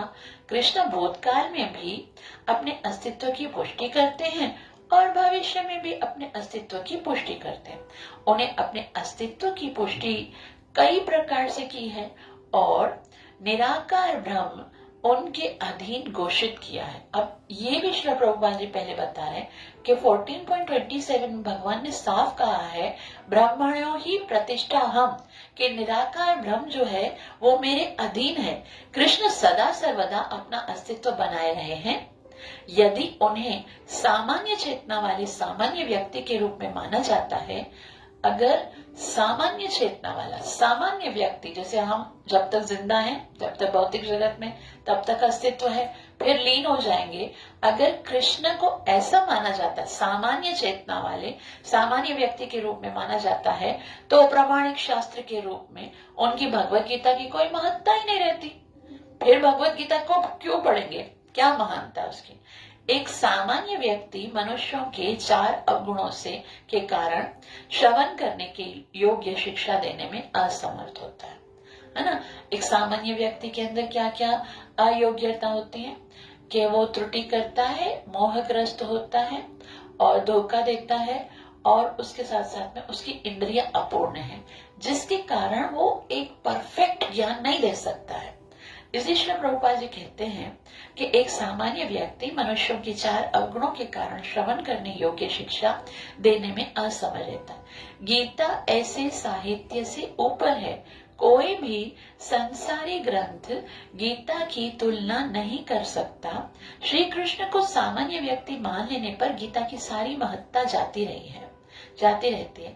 मायावादी का तर्क है कि इस श्लोक में वर्णित द्वैत लौकिक है और शरीर के लिए उपयुक्त हुआ है। अब अगर कृष्ण को सामान्य मानते हैं तो गीता की इंपॉर्टेंस, लेकिन फिर भी अगर मायावादी ये तर्क करते हैं कि इस श्लोक में जो बताया गया है वो भौतिक जगत के तक है, भौतिक जगत तक है, तो श्री प्रभुपाद जी कहते हैं कि ऐसा कैसे हो सकता है?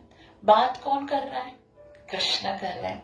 और कृष्ण जो है उसका शरीर भौतिक तो है नहीं, पहली बात। और दूसरी बात ये कि पिछले श्लोक में कृष्ण ने अर्जुन को मूर्ख करके डांटा है। क्या कहा है अर्जुन ने? अर्जुन को बोला कृष्ण ने, अशोचानन व शोचस्व प्रज्ञावादाश्च भासते गतासो न गतासो च नानु शोचन्ति पंडिता। अर्जुन को मूर्ख कह दिया कि शरीर के बारे में जो सोचते हैं वो तो मूर्ख होते हैं, जो शरीर की बात करते हैं वो तो मूर्ख होते हैं। अगर एक बार कृष्ण ने अर्जुन को कह दिया कि शरीर के बारे में बोलने वाले मूर्ख है, तब कृष्ण ने अर्जुन को डांटा है शरीर के बारे में सोचकर, ऐसे तो मूर्ख हो जो तुम शरीर के लिए शोक कर रहे हो। तो फिर स्वयं कृष्ण शरीर के लिए कैसे बात कर सकते है ना?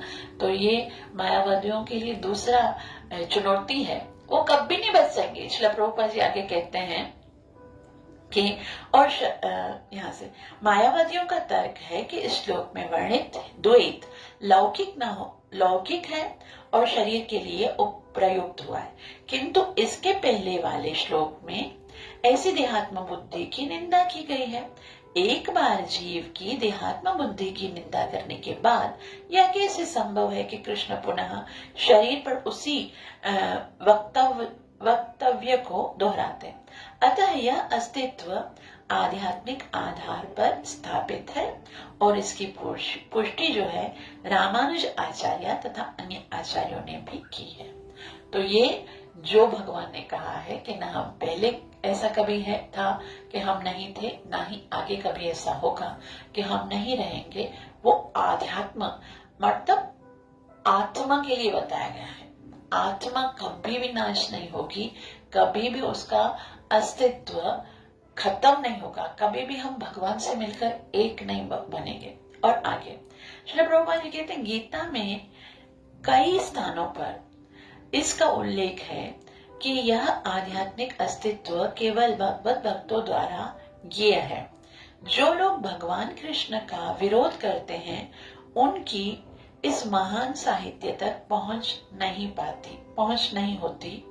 अभक्तों द्वारा गीता के उपदेशों को समझने का प्रयास मधुमक्खी द्वारा मधुपात्र चाटने के सदृश है। पात्र को खोले बिना मधु को नहीं चखा जा सकता। इसी प्रकार भगवत गीता के रहस्यवाद को केवल भक्त ही समझ सकता है, अन्य कोई नहीं। तो श्रील प्रभुपाद जी बोलते हैं, भक्त बनना पड़ेगा और किसी भक्त के शरण में लेकर समझना पड़ेगा। श्री प्रभुपाद जी एक एक चीज को समझा रहे हैं कि कोई भक्त नहीं है ना, तो भगवत गीता को समझो ऐसे ही पढ़ रहा है जैसे कोई जो हनी का बर्तन है उसको खोलो नहीं, बाहर से चाटो, रस नहीं आएगा। रस तो तब आएगा जब ढक्कन खोलेंगे, और हनी का टेस्ट तब आएगा जब उस हनी को डिप करके खाएंगे। तो एक भक्त जो है उसके मुख से जो डिप किया हुआ जो शब्द होता है, उसकी जो टिप्पणी होती है, उसका जो तात्पर्य होता है, वही हमको वास्तविक ज्ञान से अवगत करा सकता है। पात्र को खोले बिना मधु को नहीं चखा जा सकता। इसी प्रकार गीता के रहस्य को केवल भक्त ही समझ सकते हैं, अन्य कोई नहीं। जैसा कि इसके 4th अध्याय में कहा गया है, ना ही गीता का स्पर्श ऐसे लोग कर पाते हैं जो भगवान के अस्तित्व का ही विरोध करते हैं। अब जब भगवान के ही अस्तित्व का विरोध करेंगे, वो चाहे कितना गीता पढ़े, लेकिन जब वो कृष्ण को ही नहीं मानते तो क्या फायदा है उस गीता का। तो अतः मायावादियों द्वारा गीता की व्याख्या मानो समग्र सत्य का सरासर भ्रामिक निरूपण है। जो सत्य है उसका भ्रामक निरूपण है। भगवान चैतन्य ने मायावादियों द्वारा दी गई गीता की व्याख्याओं को पढ़ने का निषेध किया है। अभी मायावाद जो है वो जो है वो मानते हैं कि परब्रह्म निराकार है। वो मानते हैं कि भगवान निराकार है, और जब भगवान भौतिक जगत में आते हैं तो वो निराकार जो है असल में तो परब्रह्म है, एब्सोल्यूट ट्रुथ है। लेकिन वो परम सत्य जो है वो जब भौतिक जगत में आते हैं तो फिर वो निराकार नहीं रहते हैं, वो माया का शरीर धारण करते हैं और माया के कारण मोहग्रस्त हो जाते हैं। और फिर जब वो मोहग्रस्त हो जाते हैं, साकार रूप जो होता है वो माया से मोहित होता है, और जब वो इस साकार रूप से मुक्त हो जाएंगे तब वो वापस से परम सत्य बन जाएंगे। मतलब भगवान के रूप को भी वो माया मानते हैं। अब वो ये नहीं सोचते कि अगर वो भगवान हैं तो वो चाहे भौतिक जगत में रहे या आध्यात्मिक जगत में, वो माया के स्वामी हैं। तो अगर वो माया के स्वामी हैं तो माया उनको कैसे अपना प्रभाव डाल सकती है ना। इसका जवाब कभी नहीं दे सकेंगे वो मायावादी कि अगर भगवान परम सत्य हैं तो परम सत्य को माया कैसे अपना प्रभाव डाल सकती है। तो कृष्ण कहते हैं कि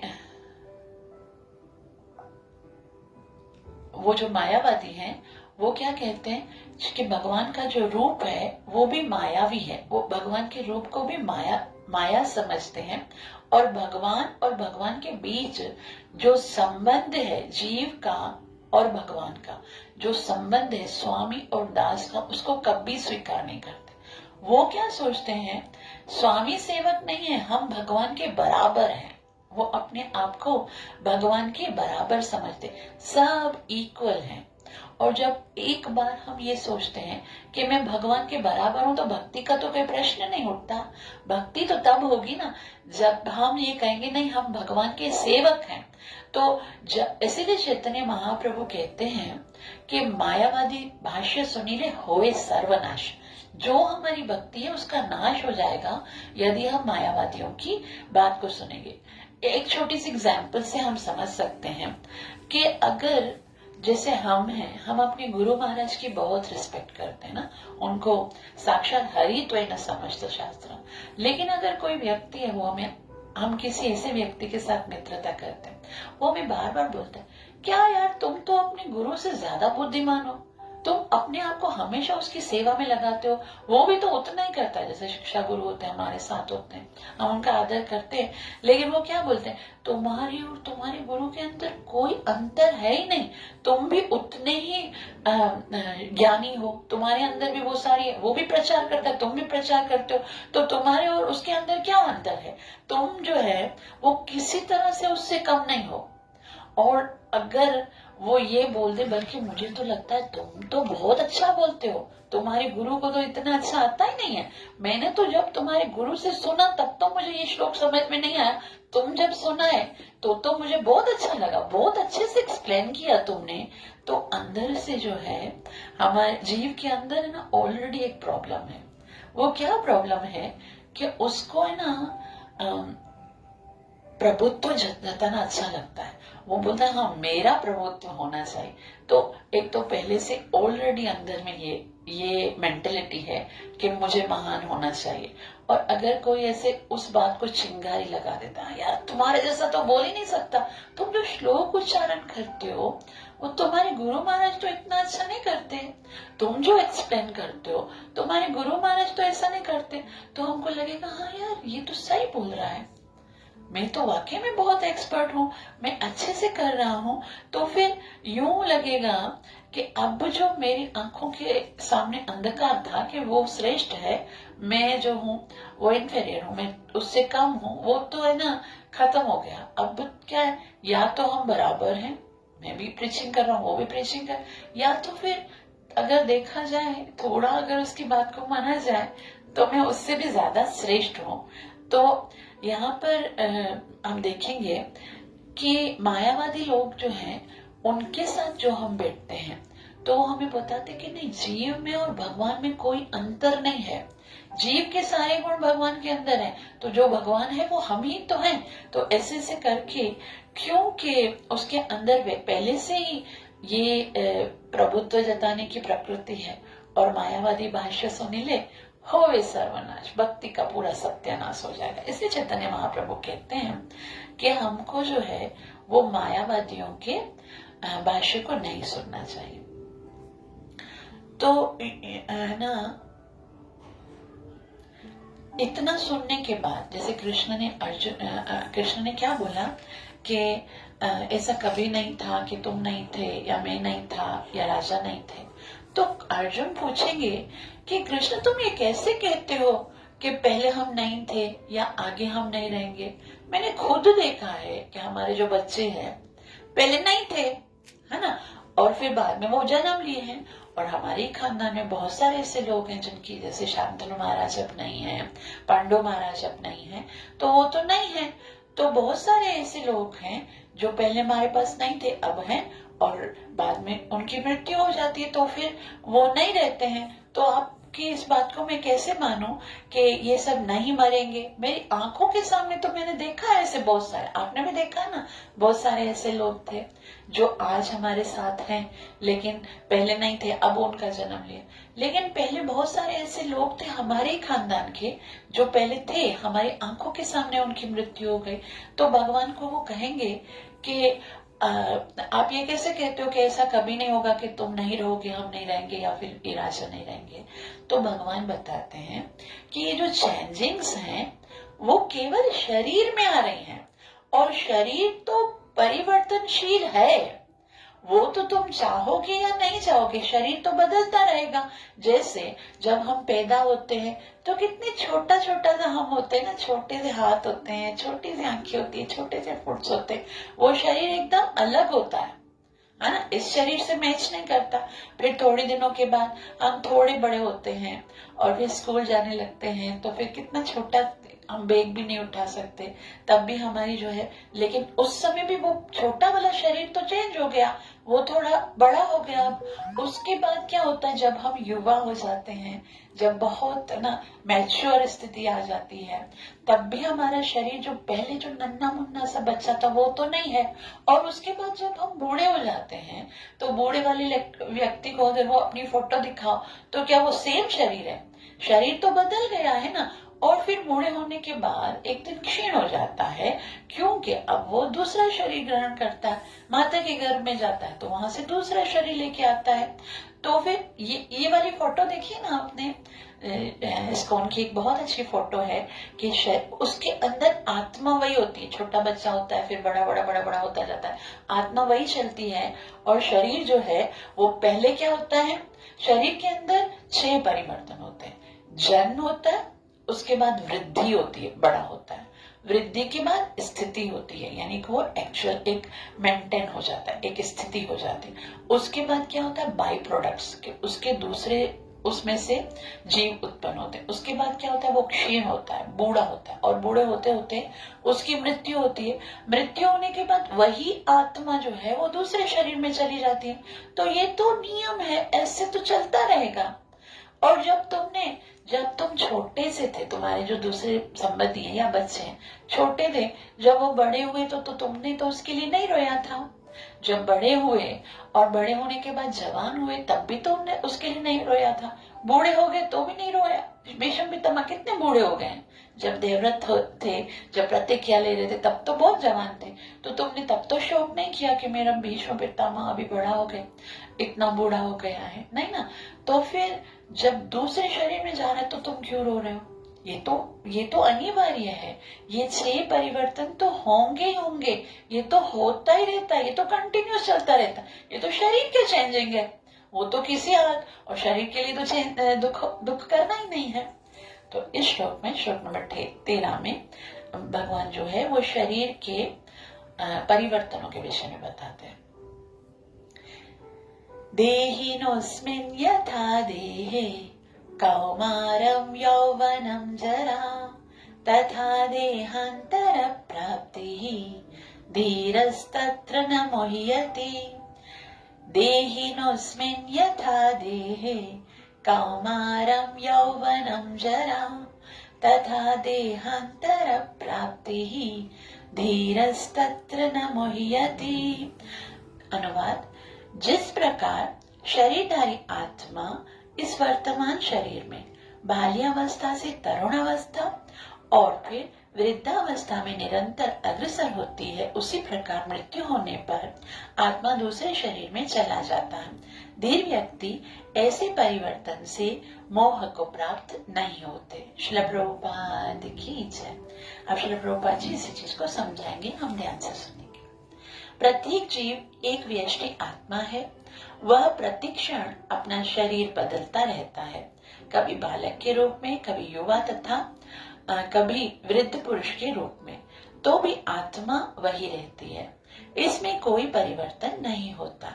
यह व्यष्टि आत्मा मृत्यु होने पर अंततोगत्वा एक शरीर बदलकर दूसरे शरीर में देहांतर कर जाती है, और चूंकि अगले जन्म में उसको शरीर मिलना अवश्यंभावी है, चाहे वह शरीर आध्यात्मिक हो या भौतिक। अतः अर्जुन के लिए ना तो भीष्म ना ही द्रोण के लिए शोक करने का कोई कारण था। अभी तो उसे प्रसन्न होना चाहिए था कि वे अपने पुराने शरीरों के बदले में नए शरीर ग्रहण करेंगे और इस तरह वे नई शक्ति प्राप्त करेंगे। ऐसे शरीर परिवर्तन से जीवन में किए कर्म के अनुसार नाना प्रकार के सुख उपभोग का या कष्टों का लेखा हो जाता है। चूंकि भीष्म और द्रोण साधु पुरुष थे, इसलिए अगले जन्म में उन्हें आध्यात्मिक शरीर प्राप्त होंगे, नहीं तो कम से कम उन्हें स्वर्ग के भोग करने में के अनुरूप शरीर प्राप्त होंगे। अतः दोनों ही दशाओं में शोक का कोई कारण नहीं है। तो यहाँ श्रील प्रभुपाद जी बोलते हैं कि शरीर तो परिवर्तन होना है, और दुखी तो वो हो ना जिसने पाप किया हो। अब पाप किया है तो कहाँ जाएगा, नरक में जाएगा। लेकिन भीष्म और द्रोण जिसके लिए तुम शोक कर रहे हो अर्जुन, वो तो कितने पुण्य आत्मा है, उन्होंने अच्छे काम किए थे। भगवान को देख के मृत्यु होगी तो वो भगवान के पास जाएंगे। अगर नहीं भी मन में अगर कोई इच्छा रह गई तो फिर वो क्या स्वर्ग में तो जाएंगे ही जाएंगे, फिर से वीर गति को प्राप्त होंगे। तो किसी भी सूरत में उनके लिए दुख करने की आवश्यकता नहीं। जिस मनुष्य को वैष्टि आत्मा, परमात्मा तथा भौतिक शरीर और आध्यात्मिक प्रकृति का पूर्ण ज्ञान होता है वह धीर कहलाता है। ऐसे मनुष्य कभी भी शरीर परिवर्तन द्वारा ठगा नहीं जाता है। तो यहाँ पर भगवान जो है नानुशोचितो अर्हसि कि बार बार भगवान बोलते हैं ऐसे लोग जो है धीरज तत्र न मोह्यते, धीर जो व्यक्ति हैं वो मोहित नहीं होते इन चीजों से। तो आत्मा के एकात्मवाद का मायावाद सिद्धांत मान्य नहीं हो सकता। मायावाद सिद्धांत क्या है? एक ही आत्मा है, एक ही परमात्मा है और कुछ नहीं है। तो क्योंकि आत्मा के इस प्रकार विखंडन से परमेश्वर विखंडनीय या परिवर्तनशील हो जाएगा, जो परमात्मा के अपरिवर्तन होने के सिद्धांत के विरुद्ध होगा। अब आत्मा और परमात्मा के लिए भगवान ने बोला ये ऐसे की ऐसी रहेंगी, इसके अंदर कभी इसको काटा नहीं जा सकता, इसको अलग अलग नहीं किया जा सकता। तो परमात्मा को ऐसे उसमें से आत्माएं नहीं निकली हैं, परमात्मा और आत्मा इंडिविजुअल ही थे। हम भगवान के ऐसे अंश हैं जो भगवान के अंदर मिले हुए नहीं थे।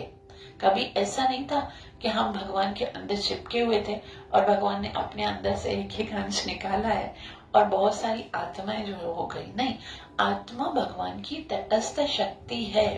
जैसे सूर्य का प्रकाश होता है, जब प्रकाश निकलता है तो उसमें आपने देखा होगा ना बहुत सारे कण होते हैं।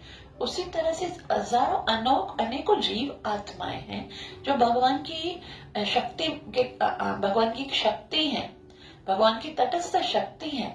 तो श्री प्रभुपाद जी यहाँ कहते हैं कि गीता में पुष्टि हुई है कि परमात्मा के खंडों का शाश्वत यानी सनातन अस्तित्व है, जिन्हें क्षर कहा जाता है।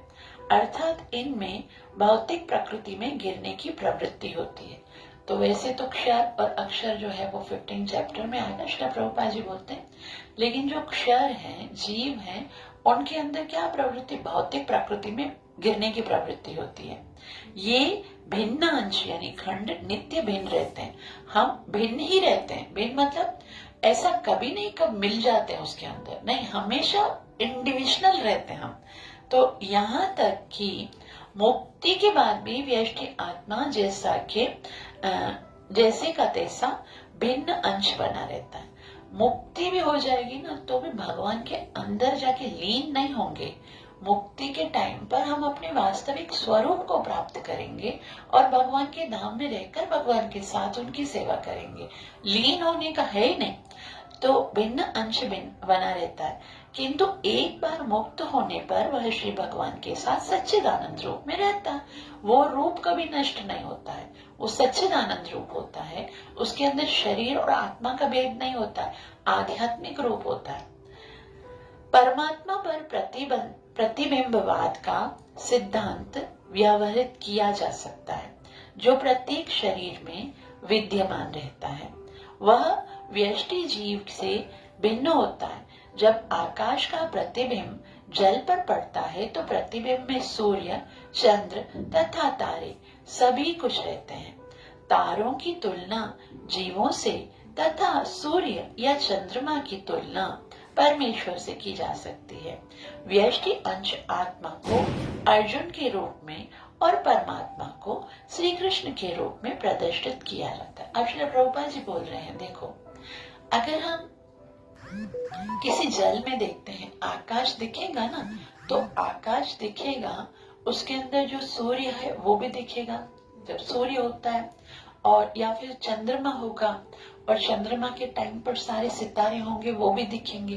तो इसका मतलब क्या है कि जो परमात्मा है वो चंद्रमा के समान है और सितारे सारे जो हैं वो आत्मा के समान है। तो सारे सितारे भी इंडिविजुअलिटी रखते हैं और चंद्रमा भी अपनी इंडिविजुअलिटी रखता है। उसी तरह से ये आत्माएं हमेशा इंडिविजुअल रहती है। तो यहाँ श्री प्रभुपाद जी कहते हैं व्यष्टि अंश आत्मा को अर्जुन के रूप में और परमात्मा को श्री कृष्ण के रूप में प्रदर्शित किया गया है, जैसा कि चतुर्थ अध्याय के प्रारंभ में स्पष्ट हो जाएगा। जब चौथा अध्याय आएगा तब उसको क्लियर करेंगे। भगवान बोलेंगे ना कि बहूनि में व्यतीतानि जन्मानि तव चार्जुन तान्यहं वेद सर्वाणि न त्वं वेत्थ परं तप। तुम्हारे और मेरे जन्म तो बहुत हो गए हैं, लेकिन तुम नहीं जानते उनको, क्योंकि तुम जीव हो और मैं जानता हूं क्योंकि मैं भगवान हूं। तो आगे श्री प्रभुपाद जी कहते हैं वे एक ही स्तर पर नहीं है। यदि अर्जुन कृष्ण के समान स्तर पर हो और कृष्ण अर्जुन से श्रेष्ठतर न हो तो उनमें उपदेशक तथा उपदेष्ट का संबंध अर्थहीन होगा। अगर एक ही स्तर पर है जीव और कृष्ण, भगवान अभी देखो इसमें भी जो है ना मायावाद का खंडन कर रहे हैं। इस श्लोक में भी तात्पर्य में श्री प्रभुपाद जी, यदि ये दोनों माया द्वारा मोहित होते हैं तो एक को उपदेशक या दूसरे को उपदिष्ट होने का कोई आवश्यकता नहीं है। ऐसा उपदेश व्यर्थ होगा, क्योंकि माया के जंगल में रहकर कोई भी प्रामाणिक उपदेश नहीं दे सकता, उपदेशक नहीं बन सकता। ऐसी परिस्थितियों में यह मान लिया जाता है कि भगवान कृष्ण परमेश्वर हैं, जो पद में माया द्वारा विस्मृत अर्जुन रूपी जीव से श्रेष्ठ है। तो अगर भगवान श्रेष्ठ नहीं है, वो भी माया के अंदर ही है, तो फिर उपदेश क्यों दे रहे हैं वो? तो उपदेशक और उपदिष्ट की कोई आवश्यकता ही नहीं। तो अभी तो अर्जुन को भगवान ने कहा कि देखो अर्जुन, ऐसा कभी भी नहीं हुआ कि तुम नहीं थे, हम नहीं थे, राजा नहीं थे, तो ऐसा होगा भी नहीं भविष्य में। तो अर्जुन ने पूछा क्यों? मैं तो देखता हूँ कि सब लोग मरते हैं और पहले पैदा होते हैं, तो पहले नहीं होते हैं, फिर आते हैं, फिर मर जाते हैं। तो भगवान ने कहा कि ये तो देह का परिवर्तन है और देह तो स्वभाव से परिवर्तन होता रहेगा। तो अर्जुन एक क्वेश्चन करते हैं कि हाँ ठीक है, मान लिया कि शरीर ही बदलता है, मान लिया कि शरीर का परिवर्तन होता है, ये मान लिया कि शरीर का परिवर्तन अनिवार्य है, पर इतना तो सोचो, जब मेरे अपनों का शरीर परिवर्तन होता है, जब तक इसी देह में होते हैं शरीर परिवर्तन होता है तो दुख नहीं होता, क्योंकि हम जानते हैं ना कि ये वही अभी बड़ा हो गया, तो दुख नहीं होता। लेकिन जब वो मर जाता है, वो हमसे दूर हो जाता है, और हमसे जब वो दूर हो जाता है, हमसे बिछड़ जाता है, तो हमें दुख होता है ना। फिर तो दुख होगा, कैसे नहीं होगा? क्योंकि सदैव से तो भीष्म पितामह और गुरु द्रोणाचार्य मेरे साथ रहे, और उसके बाद अब जब वो मृत्यु हो जाएगी तो हम मुझे छोड़ के चले जाएंगे, तो मुझे दुख नहीं होगा क्या? तो कृष्ण बोलते हैं हाँ दुख तो होगा, दुख क्यों नहीं होगा। लेकिन दुख पता है क्यों हो रहा है?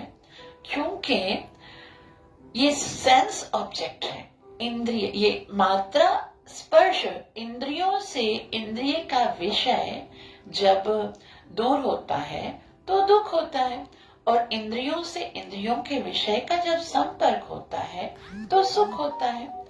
इसलिए क्योंकि हम इंद्रियों की ओर बहुत ज्यादा अटैच्ड हैं, तो जिनसे भौतिक जगत में हम जिनसे जो शरीर हैं उनसे हमारी बहुत ज्यादा जैसे प्रेम है, वो जब हम देखते हैं कि हमसे बिछड़ गए तो दुख होता है, क्योंकि हम अज्ञान के स्तर पर हैं, तो हमें ज्ञान के स्तर पर आना चाहिए।